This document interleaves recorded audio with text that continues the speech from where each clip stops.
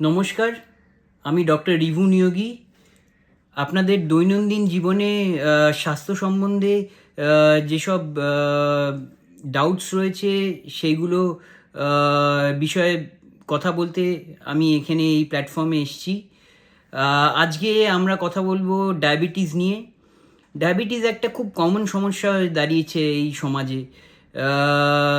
নানান রকম টেনশনে চলতে, নানান রকমের ফাস্ট ফুডের এরায় আমরা দাঁড়িয়ে রয়েছি ডায়াবেটিসের মতন একটা ডিজিজের সঙ্গে মোকাবিলা করতে। তো ডায়াবেটিস আমরা কি করে বুঝবো যে আমরা ডায়াবেটিস আমরা সন্দেহ করব কি করে? তো প্রথমত আমাদের ইউরিনেশন, পেচ্ছাপ বেড়ে যায়, পেচ্ছাপ হওয়া, আমাদের ওয়েট লস করা বেড়ে যায়, আমাদের তেষ্টা বেড়ে যায়। এই তিনটে হচ্ছে ডায়াবেটিসের মূল তিনটে সিমটম। তো এর ভিত্তিতে আমরা টেস্ট করাতে যাই। আমরা কি টেস্ট করাতে পারি?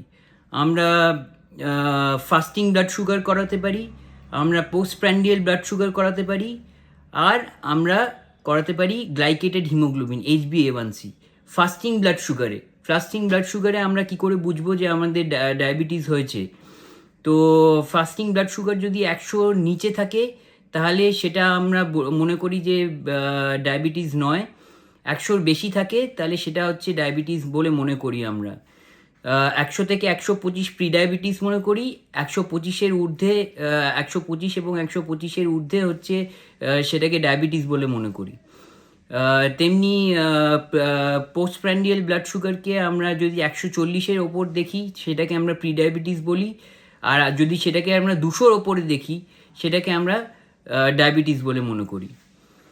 তো এর মধ্যে গ্লাইকেটেড হিমোগ্লোবিনের রোলটা কোথায়? গ্লাইকেটেড হিমোগ্লোবিনের রোল হচ্ছে যে এইটা আপনাকে গত 3 মাসের গ্লুকোজের একটা ব্লাড গ্লুকোজ লেভেলের একটা অ্যাভারেজ বলে।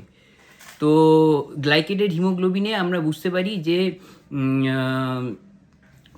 এই সুগার কি আপনাকে আক্রান্ত করেছে অনেক দিন ধরে না রিসেন্টলি।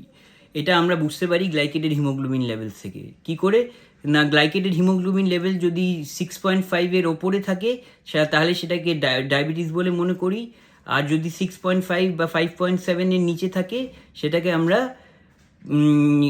নন ডায়াবেটিক বলে মনে করি। Thank you. এই ভিডিও যদি আপনাদের ভালো লেগে থাকে তাহলে এটাকে লাইক করবেন, এটায় কমেন্ট করবেন এবং শেয়ার করবেন।